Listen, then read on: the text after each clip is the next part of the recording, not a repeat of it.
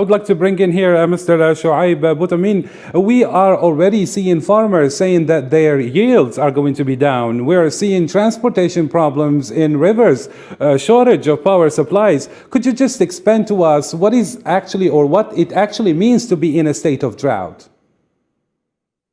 Okay, good afternoon, everybody. I think that we are living in a very gridlock situation today.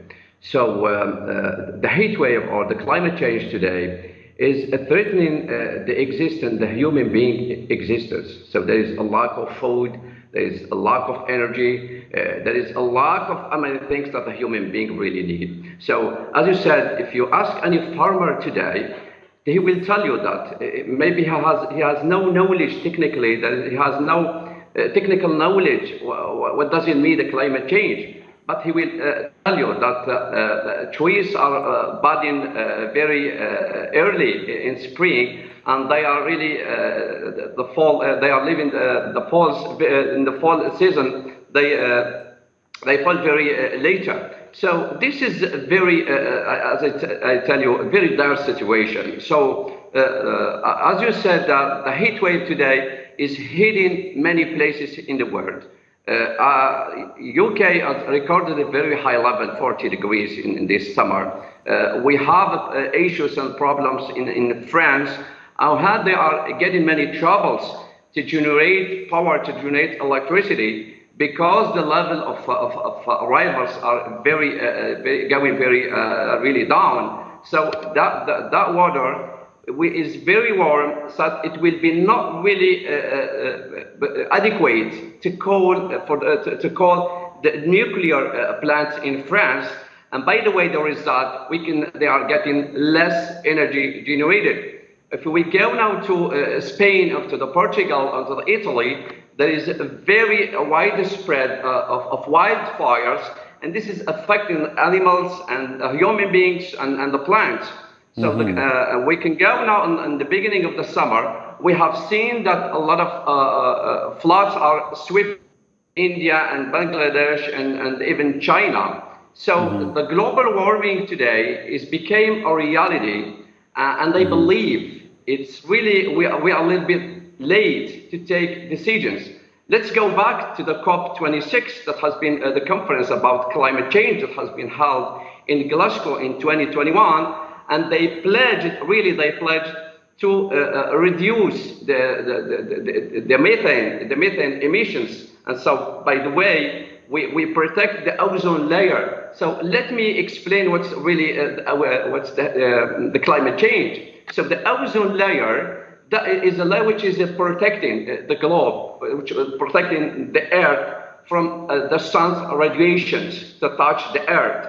So the ozone layer hole is enlarging today, and it's taking a very large hole. That hole actually is not protecting our Earth from the sun radiations. So by the way, the temperature is going very high, and we are knowing today a very long spread of heat wave. We have floods everywhere, and the situation is very complex. And I believe it's time to take a decision, not only a theoretic decision, but we have to take it in practice.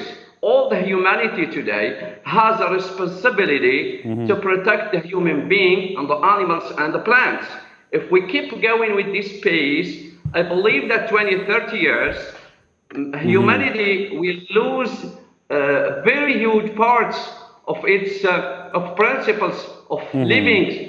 So freedom. the extreme weather conditions seems to be, let's say, our new reality.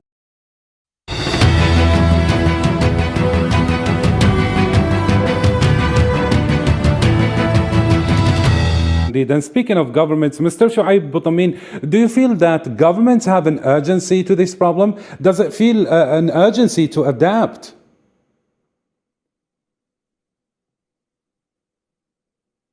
A plan to limit the CO2 and the methane emissions by 2030, 2050. But I strongly believe that the conflict in Europe, inside Europe, between Russia and Ukraine, really complicated the situation, and nations and the countries at the moment around the globe are living a very complex situation. So if we talk, I don't believe that we can really talk about the emergency to save the planet today, because all the nation, all what have been decided in the last conferences about the climate change is not really up to date today. So let me remind you that Europe today and many countries in the world are going back to the fossil energies.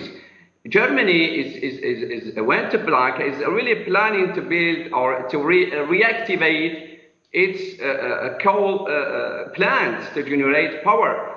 France, for example, has also declared to extend the investment in the nuclear facilities to generate electricity. As you know, France is getting its electricity 70% from the nuclear power generation. So the crisis in Europe today, we are talking about really the energy, how to get energy, but not how to save the planet.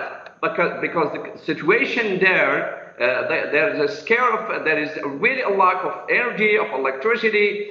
Climate change has affected that. But what the Europeans, for example, or many nations in the world are looking for today, they look for really energy, and they don't take care about the environment.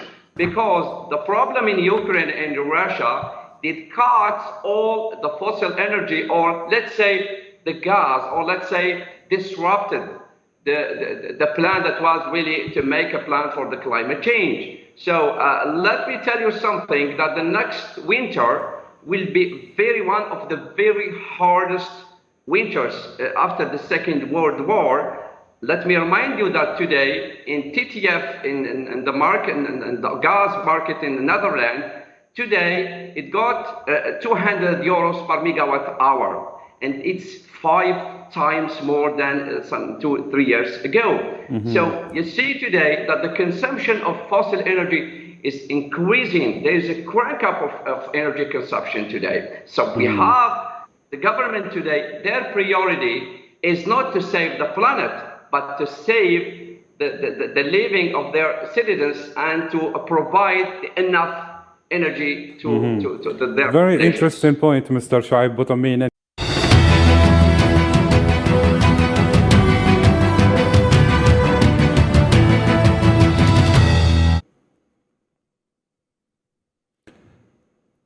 Mr. Choeib Boutamine, the crux of this situation and the problem is, how do we live differently? It is notoriously difficult to get people to change their habits, change their behaviors.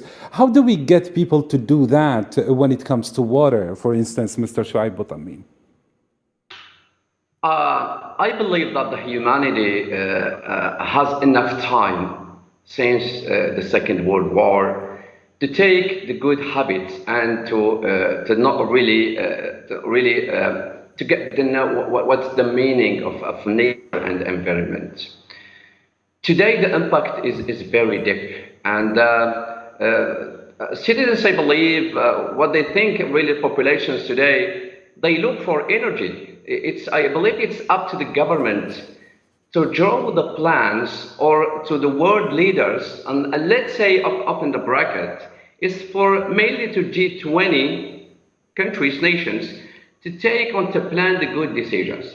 Let me highlight something very important, that in the last Glasgow conference, COP26, that was held in 2021, they were urging to limit the methane emissions, but that was just a month before the war has been declared between Russia and Ukraine. This is a double standard. I believe this is a double standard. Decisions have been really taken by the Occident. Why this is double standards?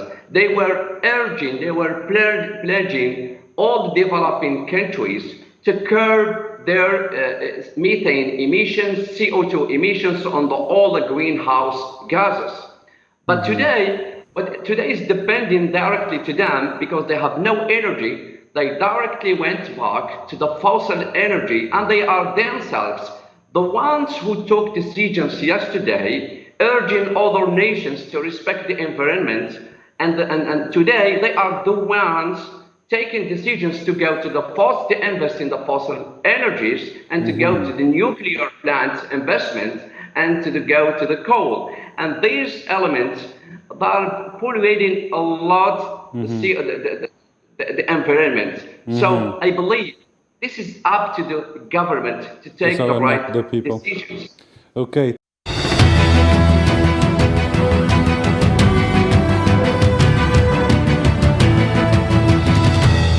A brief moment for Mr. Choeib Boutamine as a final question. Are you optimistic that we can make the necessary changes, that we can adapt to this new reality?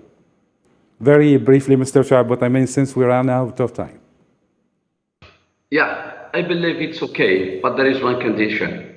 The developing countries, they have to sit also with the G20, with the developed countries. They have to sit on one round table and discuss the future and the destiny is the humanity. We have one target, one destiny is to live together on this planet, and we have to protect it, and we have to save it responsibly and taking the good and the right decisions from now. Thank you so much, Mr. Choeib Boutamine. Special thanks for all our guests joining us today. And thank you too, dear viewers, for watching. You can see the program again anytime by visiting our YouTube channel. And for further discussion or updates, go to our Facebook and Instagram pages. You could also join the conversation on Twitter.